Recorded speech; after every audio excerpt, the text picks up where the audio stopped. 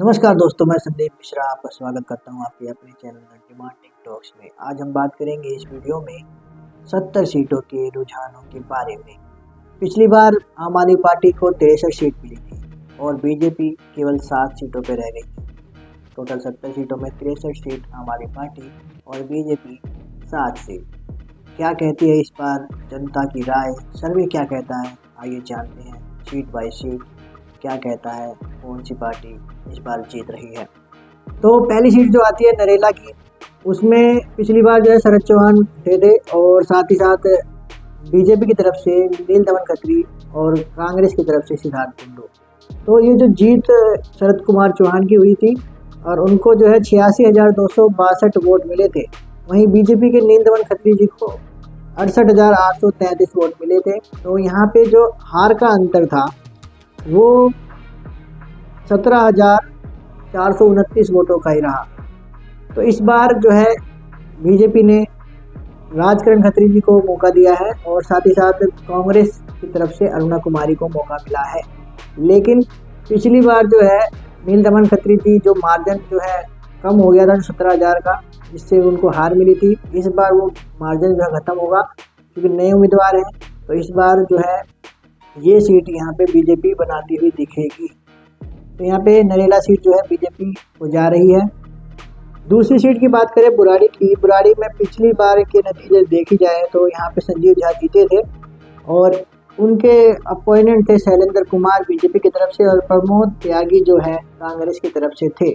इस बार जो है मंगेश त्यागी को मौका दिया गया है कांग्रेस की तरफ से और जो है संजीव झा इस सीट को जीतते हुए दोबारा से आपको दिख सकते हैं। ये पार्टी जो है मतलब ये सीट जो है आपको आम आदमी पार्टी की तरफ झुकती हुई नजर आ रही है। दूसरी सीट जो बुराड़ी की है वो आम आदमी पार्टी जीत रही है। तिमारपुर की बात करें, तिमारपुर के नतीजे की बात करें तो दिलीप पांडे ने यहाँ से जीत दर्ज की थी। लेकिन इस बार जो है सुरेंद्र पाल सिंह है, नए उम्मीदवार हैं जो कि बीजेपी से आम आदमी पार्टी में गए हैं। तो सुरेंद्र पाल सिंह जो है इस बार जो है आम आदमी पार्टी की तरफ से जो है हार सकते हैं। और यहाँ पे जो नए उम्मीदवार हैं तिमारपुर में सूर्य प्रकाश खत्री, वो इस बार जीतते हुए दिखेंगे। तो ये सीट जो है आपको बीजेपी की तरफ जाती हुई दिखेगी। जो मार्जिन था, जो अंतर था, बहुत ज़्यादा था। 24,000 जो है 144 वोटों से शिकस्त मिली थी यहाँ पे जो बीजेपी के उम्मीदवार थे पिछली बार। तो ये सीट जो है आपको यहाँ पे तिमारपुर की बीजेपी की तरफ जाती हुई दिखेगी। अब बात करते हैं आदर्श नगर की सीट के बारे में। पिछले चुनाव के नतीजे देख लेते हैं। यहाँ पे जो मार्जिन था ना वो 1589 वोटों का ही रहा था।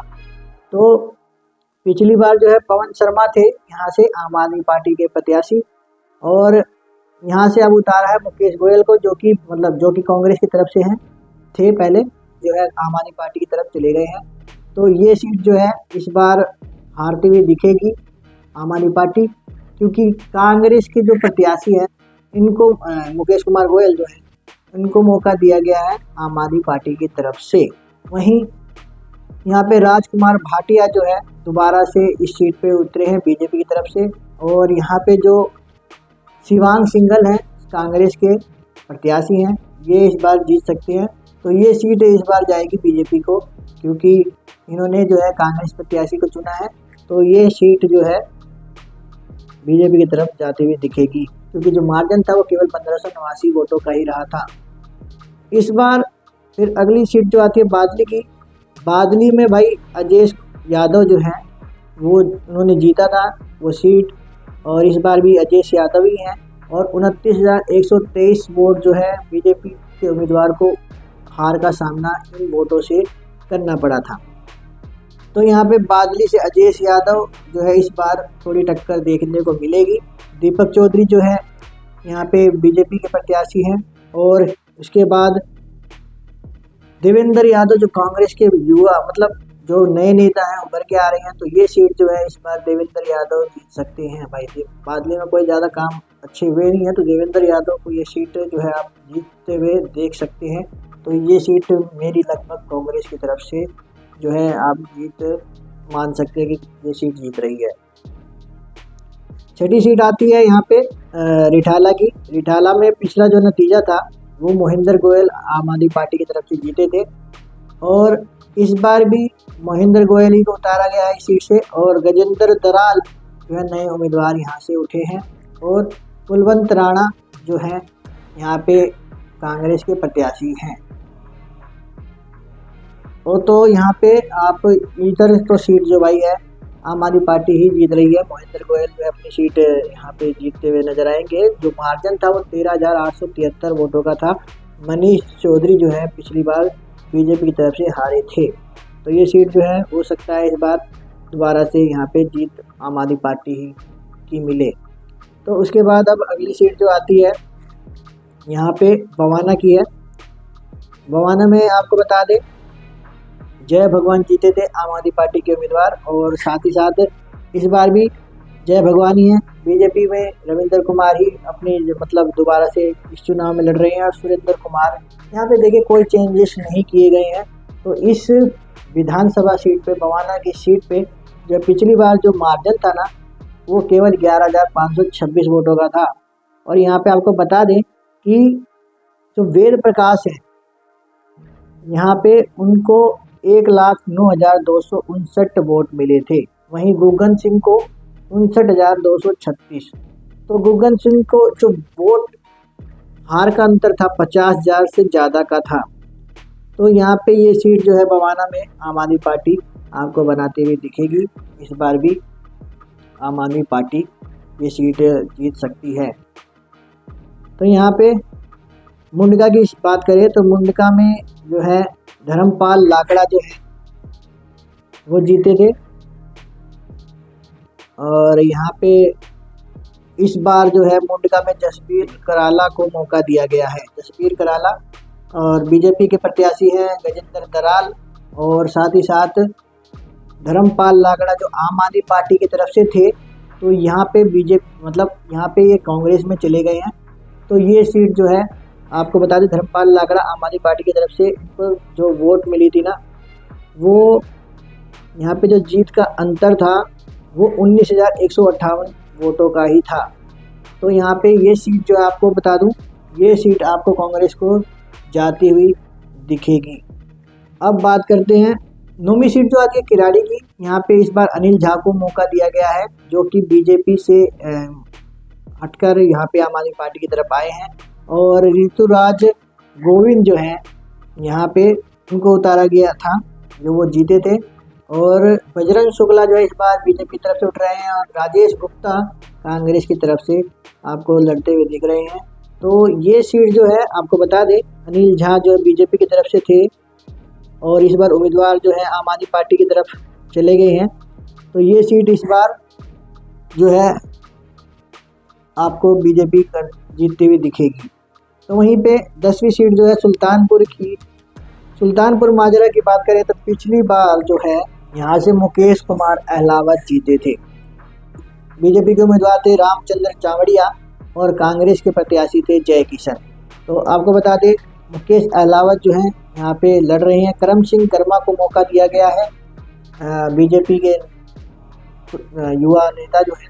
उसके बाद यहाँ पे जय किशन जो है दोबारा वही चुनाव में आपको देखने को मिलेंगे। ये सीट पे कांग्रेस के दोनों प्रत्याशी मतलब सेम प्रत्याशी है जय किशन। तो जो वोट में जीत का अंतर था ना 2020 में वो रहा था। यहाँ पे भी ये सीट जो है बीजेपी को जाती हुई दिख रही है क्योंकि करम सिंह कर्मन नए जो कैंडिडेट हैं मुकेश कुमार अहलावत तो ज़्यादा मतलब यहाँ पे अपनी पकड़ नहीं बना पाए थे। तो इस बार जो है टक्कर इस बार सुल्तानपुर माजरा में देख सकते हैं और ये थोड़ी सी जो है टाइट रहने वाली भाई पहले बता दूं। और यहाँ पे भी बीजेपी आपको दिखेगी लड़ती हुई क्योंकि इस बार नए उम्मीदवार है करम सिंह कर्मा। तो यहाँ पे हो सकता है ये सीट जो है बीजेपी अपने नाम कर जाए। उसके बाद आती है नांगलोई जाट की सीट। तो पिछली बार जो है आम आदमी पार्टी के रघुविंदर शौकीन जो है यहाँ से जीते थे और सुमन लता यहाँ से बीजेपी की प्रत्याशी थी। और साथ ही साथ यहाँ पे इस बार मनोज शौकीन को मौका दिया गया है और मनदीप सिंह जो पिछली बार थे कांग्रेस के प्रत्याशी उनकी जगह पर रोहित चौधरी को मौका दिया गया है। तो यहाँ पे जो जीत का अंतर था 11,624 वोटों का था। तो इस बार जो है ये हो सकता है कि इस बार थोड़े वो अंतर जो है कम हो, क्योंकि वोटिंग जो हो रही है अभी कम हो रही है, परसेंटेज जो है कम हो रही है। तो आप जीत यहाँ पे बता दूं, नांगलोई में मनोज शौकीन हो सकता है कि यहाँ पे बीजेपी अपनी जो है विन कर जाए सीटों को। जो 11,000 का अंतर है वो ज़्यादा कुछ होता नहीं है, तो ये सीट भी यहाँ पे बीजेपी ही बना रही है। अगली सीट आती है मंगोलपुरी की। मंगोलपुरी में भाई राकेश जाटव को उतारा गया है और राजकुमार चौहान जो है बीजेपी की तरफ से, और साथ ही साथ हनुमान चौहान कांग्रेस की तरफ से इस बार प्रत्याशी के तौर पर उठे हैं। लेकिन ये सीट जो जीते थे वो राखी बिरला की वजह से जीते थे। राखी बिरला की जगह पर इस बार राकेश जाटव को मौका दिया गया है। तो हो सकता है यहाँ पे जो करम सिंह कर्मा थे पिछली बार, उनकी जगह पर राजकुमार चौहान जो है जीतते हुए नजर आएंगे। आपको अंतर बता दूं, क्योंकि राखी बिरला थी इसलिए ज़्यादा जो है इनको वोट मिले थे, लेकिन यहाँ पे सीट जो है बदल गई है, तो इसका फायदा राजकुमार चौहान बना सकते हैं और ये सीट भी बीजेपी विन कर रही है। आपको बता दें अगली सीट आती है रोहिणी की। रोहिणी में तो भाई देखो बीजेपी ही थी। पिछली बार जो है विजेंद्र गुप्ता जो है यहाँ से, विजेंद्र कुमार जो है जीते थे, भाजपा के प्रत्याशी थे, और आम आदमी पार्टी की तरफ से राजेश कामा बंसीवाला उठे थे। लेकिन इस बार प्रदीप मित्तल को सीट मिली है और विजेंद्र गुप्ता और सुमेश गुप्ता जो कांग्रेस के हैं, सीएम मतलब यहाँ पे सुमेश गुप्ता कांग्रेस की तरफ से दोबारा से उठे हैं। और ये सीट जो है कांग्रेस, आपको जीत का अंदर बता दूं, केवल 648 वोटों से ही इनको शिकस्त सामना करना पड़ा था। तो इस बार ये हो सकता है कि बीजेपी इस बार भी बहुमत बना जाए और बीजेपी यहाँ पे भी जीतती हुई नजर आ सकती है। तो यहाँ पे अगली सीट जो आती है शालीमार बाग की बात करें तो वंदना कुमारी आम आदमी पार्टी की तरफ से उठी हैं। उसके बाद रेखा गुप्ता जो है इस बार बीजेपी की तरफ से, परवीन जैन जो है कांग्रेस की तरफ से उठे हैं। वंदना कुमारी जो है पिछली बार भी उठी थी और वो जीती थी, और उसके साथ रेखा गुप्ता थी और इस बार भी रेखा गुप्ता ही हैं। साथ ही साथ परवीन जैन की जगह पे जो है JS नेहराल थे पिछली बार, और जो जीत का मार्जिन था वो भाई 3440 वोटों का था। तो यहाँ पे ये टक्कर की सीट है, वंदना कुमारी हो सकती है ये सीट हार जाए, तो ये सीट भी यहाँ पे बीजेपी को जाती हुई आपको देखने को मिल सकती है। अगली सीट की बात करें यहाँ पे शकरपुर बस्ती, यहाँ पे सत्येंद्र जैन जो है जीते थे, और इस बार भी सत्येंद्र जैन जो है उम्मीदवार हैं। लेकिन इस पे आरोप जो है कि इनका गेम बिगाड़ सकते हैं। पिछले मतलब कुछ सालों में जो इल्ज़ाम लगे हैं, इससे इनकी जो छवि है उस पर थोड़ा सा प्रभाव डाल सकती है। चुनाव में इनको हार का सामना करना पड़ सकता है। कर्नल सिंह बीजेपी के उम्मीदवार इस बार, और देवराज की जगह पर यहाँ पे सतीश लूथरा को मौका दिया गया है कांग्रेस की तरफ से। और अंतर जो बता दूँ आपको, वो केवल 7592 वोटों का ही था, जिससे इनको हार का सामना करना पड़ा था। बीजेपी यहाँ से हारी थी, लेकिन इस बार सत्येंद्र जैन थोड़े से यहाँ पे अगर जनता चाहती है तो जीत पाएंगे, नहीं तो यहाँ से ये सीट हारते हुए दिख सकते हैं, क्योंकि यहाँ पे 7592 वोटों का ही अंतर है। तो ये सीट भी शकरपुर बस्ती की इस बार बीजेपी की तरफ जाती हुई नजर आ रही है। इसके बाद यहाँ पे श्रीनगर है। श्रीनगर में प्रीति तोमर को उतारा है, तिलक राम गुप्ता है और सत्येंद्र शर्मा है कांग्रेस की तरफ से। तो तिलक कुमार गुप्ता जो है इस बार दोबारा से बीजेपी की तरफ से लड़ रहे हैं। प्रीति तोमर जीती थी, और लेकिन जो परसेंटेज था यहाँ पे आपको बता दें कि कितने वोटों से इनको हार का सामना करना पड़ा था। 10,710 वोट थे जिससे इनको हार का सामना करना पड़ा था। लेकिन इस बार ये टक्कर आपको देखने को मिलेगी, क्योंकि नए उम्मीदवार हैं भाई सत्येंद्र शर्मा, इनको भी भाई वोट मिल सकती है। तो यहाँ पे अगर कांग्रेस को ज़्यादा वोट मिलती है तो यहाँ पे बीजेपी दिखेगी जीतते हुए आपको, ठीक है। तो ये सीट भी आपको बीजेपी जीतती हुई नज़र आएगी। उसके बाद वजीरपुर की जो सीट आती है, राजेश गुप्ता इस बार उठे हैं, पूनम शर्मा बीजेपी की तरफ से हैं, और रागिनी नायक जो है कांग्रेस की तरफ से हैं।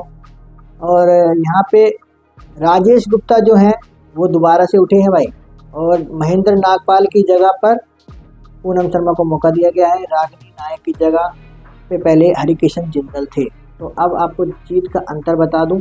जीत का अंतर जो था वो 11,690 सीटों का मतलब वोटों का था।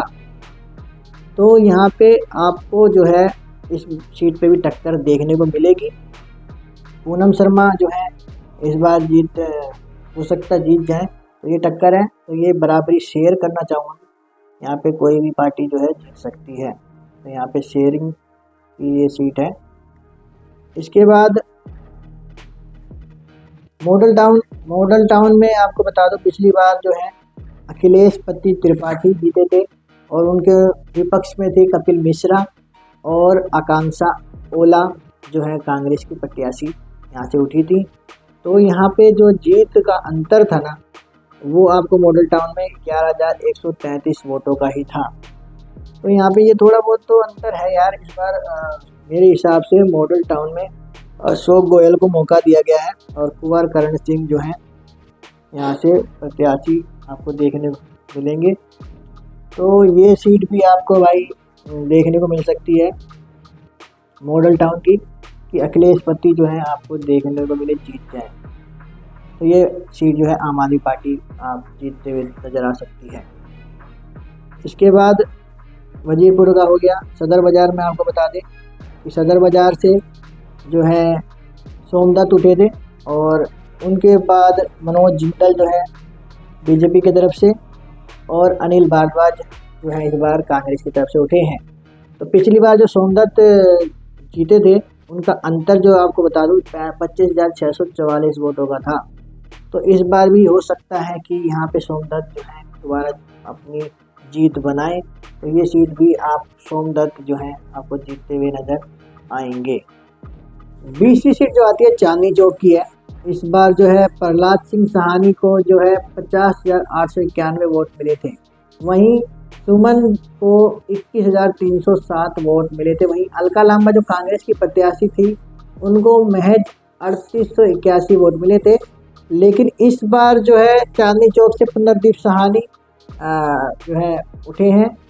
उसके बाद सतीश जैन है और यहाँ पे मुदित अग्रवाल कांग्रेस की तरफ से उठे हुए हैं। तो ये सीट भाई टक्कर वाली हो सकती है। और यहाँ पे जो है जो वोट का अंतर था ना वो 29,584 वोट थे। अलका लांबा थी कांग्रेस की तो उनको महज यार 3881 वोट मिले थे। लेकिन इस पर कैंडिडेट को बदल दिया गया है। तो यहाँ पे मुदित अग्रवाल जो है थोड़ा मौके का फ़ायदा उठा सकते हैं और वो वोट काट सकते हैं। तो अगर वो वोट काटते हुए दिखे तो यहाँ पे हो सकता है कि बीजेपी जीत जाए। लेकिन यहाँ पे अभी तक फिलहाल बता दूँ आपको आम आदमी पार्टी इसको विन करते हुए नज़र आ सकती है। टक्कर देखने को मिलेगी लेकिन आम आदमी पार्टी अपनी जगह जो है बना लेगी। 21वीं सीट की बात करें मटिया महल की, तो मटिया महल में पिछले साल की बात करें तो शोएब इकबाल जो है 67,282 वोट जो है मिले थे। वहीं बीजेपी के रविंद्र गुप्ता को महज 17,041 वोट। तो सीधे साफ इशारा है भाई कि यहाँ पे शोएब इकबाल जो है अपनी जगह फिर से पक्की कर सकते हैं। वहीं दीप्ति हिंदोरा जो है इस बार बीजेपी की तरफ से उठी हैं, उनको मौका दिया गया है। और यहाँ पे असीम अहमद खान जो है एक मुस्लिम कैंडिडेट है इसी सीट पे कांग्रेस की तरफ से, तो वो भी थोड़ा मौके का फ़ायदा उठा सकते हैं। हो सकता है कि यहाँ पे जो है टक्कर देखने को मिले। और जो महज अंतर जो बता दूं आपको पहले उससे आपको फ़र्क पड़ जाएगा 50,241 वोट थे भाई। तो ये साफ साफ एक तरह से आम आदमी पार्टी जो है इस पे विन करती हुई नज़र आएगी। इसके बाद अगली जो सीट आती है बल्ली मारन की। बल्ली मारन में पिछली बार जो है इमरान हुसैन ही जो थे वो जीते थे। इस बार भी इमरान हुसैन ही है और इस बार कमल बागरी बीजेपी की तरफ से उठे हैं और हारून यूसुफ जो है दोबारा से को मौका दिया गया कांग्रेस की तरफ से। तो यहाँ पे पिछली बार जो वोट का अंतर था ना वो 36,172 वोटों का था। बीजेपी के उम्मीदवारों को हार का सामना करना पड़ा था। तो साफ साफ भाई ये भी जो है थोड़ा मुस्लिम यहाँ पे कैंडिडेट जो है जीत हासिल कर सकते हैं। तो ये भी सीट जो है आम आदमी पार्टी अपनी तरफ कर सकती है। तो यहाँ पे अब 23वीं सीट आती है करोल बाग की। करोल बाग में भाई विशेष रवि जो है इस बार मौका दिया गया है। पिछली बार भी ये जीते थे और योगेंद्र चंदोलिया जो कि अभी सांसद है ना, उनको हार का सामना करना पड़ा था और कांग्रेस की तरफ से गौरव कुमार को मौका दिया गया था। इस बार जो है दुष्यंत गौतम है ना, एक अच्छे नेता हैं। तो यहाँ पे उसके बाद राहुल धनक हैं कांग्रेस के प्रत्याशी। तो आपको जीत का अंतर जो बता दूं, वो 31,760 वोटों का था, लेकिन इस बार जो है दुष्यंत गौतम है। तो ये थोड़े यार अच्छे नेता लग रहे हैं मुझे, अच्छे नेता हैं। तो यहाँ पे ये बीजेपी अपनी जो है यहाँ पे पकड़ जो है बना सकती है, इस सीट को वो विजयी कर सकती है। तो ये सीट जो भाई बीजेपी की तरफ जाती हुई नजर आ रही है, करोल बाग की सीट। अगली सीट जो है यहाँ पे पटेल नगर की बात करें, पटेल नगर के पिछले चुनाव के नतीजे देखें तो यहाँ पे राजकुमार आनंद जो है आम आदमी पार्टी के जीते थे और परवेश रतन जो है यहाँ पे बीजेपी की तरफ से थे और कृष्णा तीरथ जो है कांग्रेस की तरफ से थी। लेकिन इस बार जो है परवेश रतन को आम आदमी पार्टी ने अपनी तरफ ले लिया है भाई। और इसके बाद राजकुमार आनंद जो थे वो बीजेपी में चले गए हैं और कृष्णा तीरथ भाई कांग्रेस की तरफ से जो है इस बार वही खड़ी है पिछली बार की तरह। और जो जीत का अंतर है ना भाई, वो 30,935 वोटों का था, लेकिन इस बार आम आदमी पार्टी की तरफ चले गए हैं वो। तो हो सकता है ये सीट भाई बीजेपी बना जाए। ये सीट भी आपको इस बार बीजेपी दिखती हुई नजर आएगी, जीतती हुई नजर आएगी, क्योंकि परवेश रतन जो है वो आम आदमी पार्टी से छोड़कर बीजेपी की तरफ जो है चले गए हैं मतलब। तो अगली सीट जो है यहाँ पे मोती नगर की है। मोती नगर की बात की जाए तो शिवचरण गोयल ने इसमें पिछली बार जीत हासिल करी थी और बीजेपी की तरफ से इस बार हरीश खुराना और राजेंद्र नामधारी कांग्रेस की तरफ से उठे हैं। तो यहाँ पे जो जीत का अंतर था वो यहाँ पे बता दूँ आपको 14,072 वोटों का था, जिससे उनको हार का सामना करना पड़ा था। वहीं 2015 में 15,000 का अंतर था, वहीं इसके बाद घट के 14,072 हो गया 2019 के चुनाव में। तो यहाँ पे आपको बता दें कि ये सीट जो है भाई इस बार शिवचरण गोयल जो है जीतते हुए नजर आएंगे। ये सीट भाई शिवचरण गोयल जीत रहे हैं मोती नगर की। इसके बाद मादीपुर चुनाव नतीजे पिछली बार के थे, जो गिरीश सोनी थे वो जीते थे और उनके साथ बीजेपी के कैंडिडेट कैलाश सांकला और यहाँ पे कांग्रेस की तरफ से जयप्रकाश पवार थे।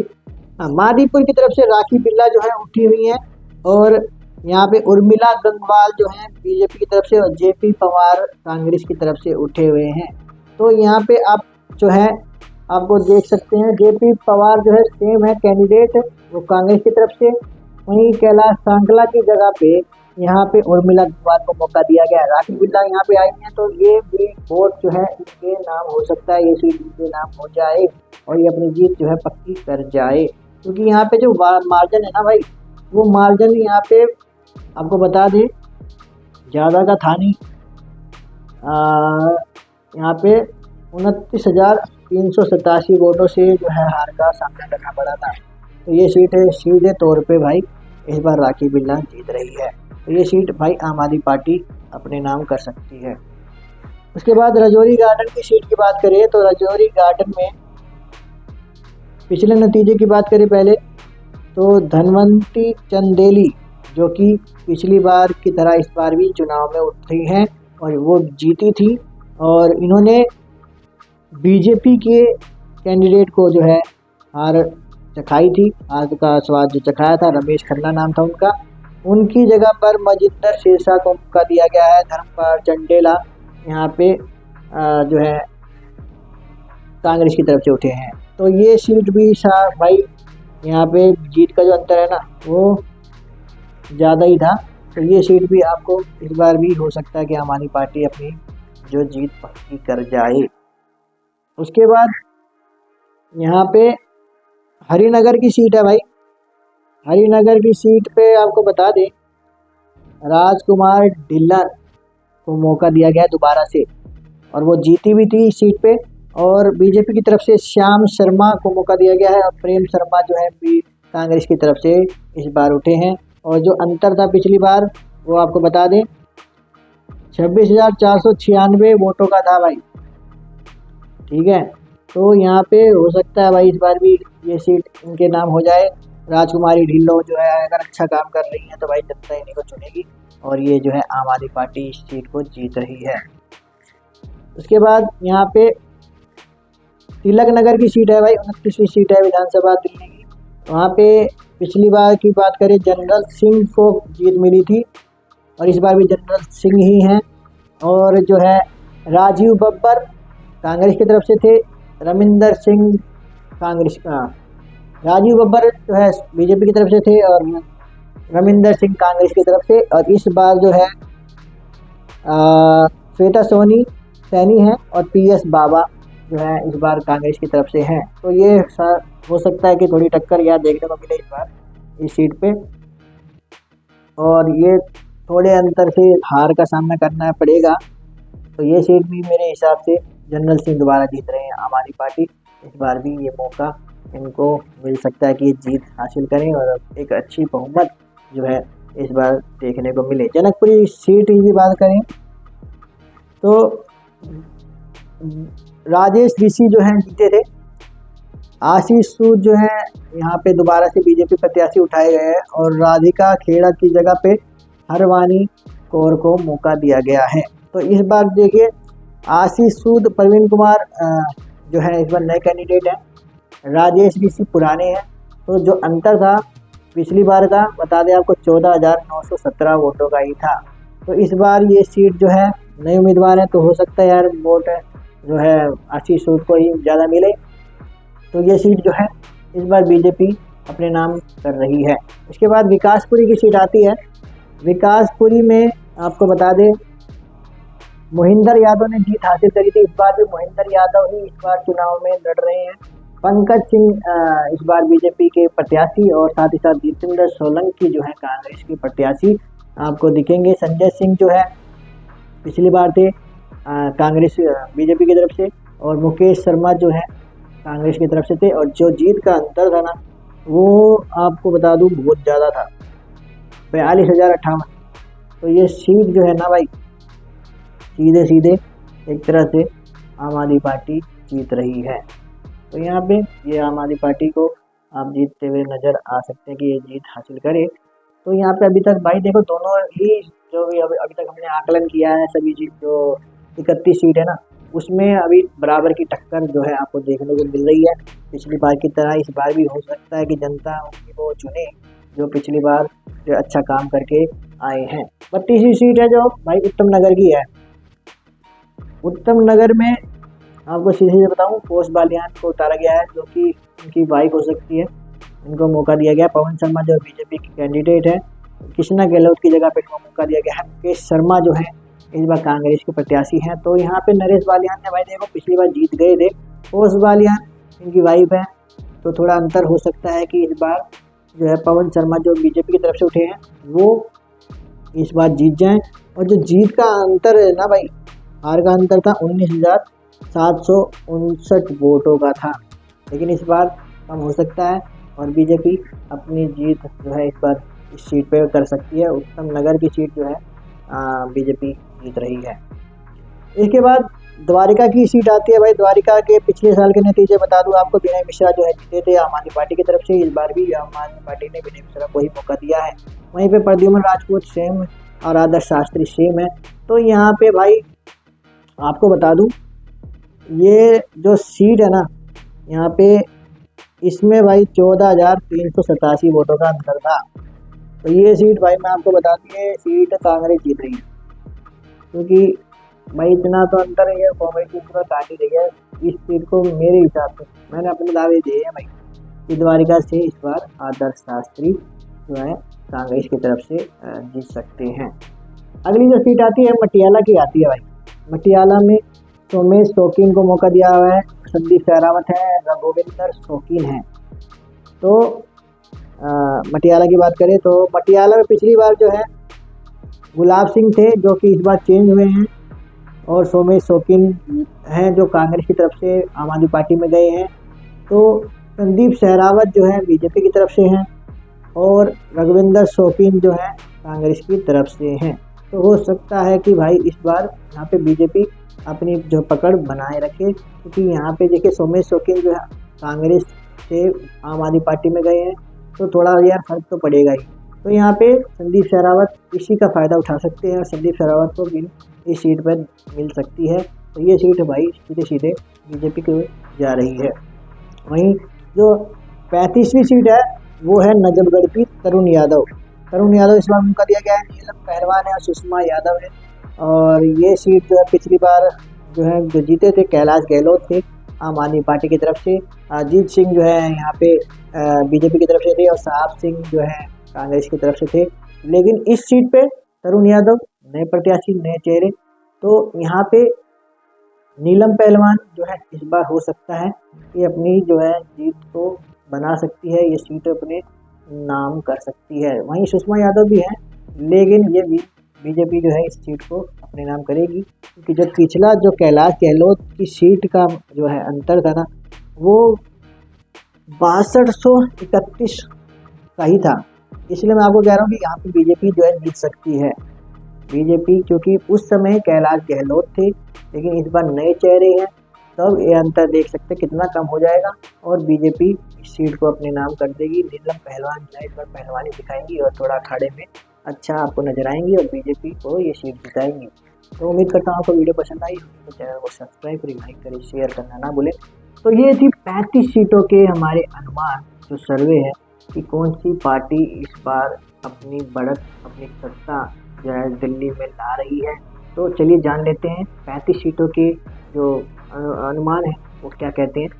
आम आदमी पार्टी को इस बार 15 सीट मिल रही है 35 सीटों में, और बीजेपी को 17 सीटें मिल रही हैं। वहीं कांग्रेस जो है 3 सीटें अपनी अभी तक बना रही है। 35 सीटों पे ये आकलन है। 35 सीटों की वीडियो आगे हम लाएंगे, तब तक के लिए बने रहिए। जय हिंद, जय भारत।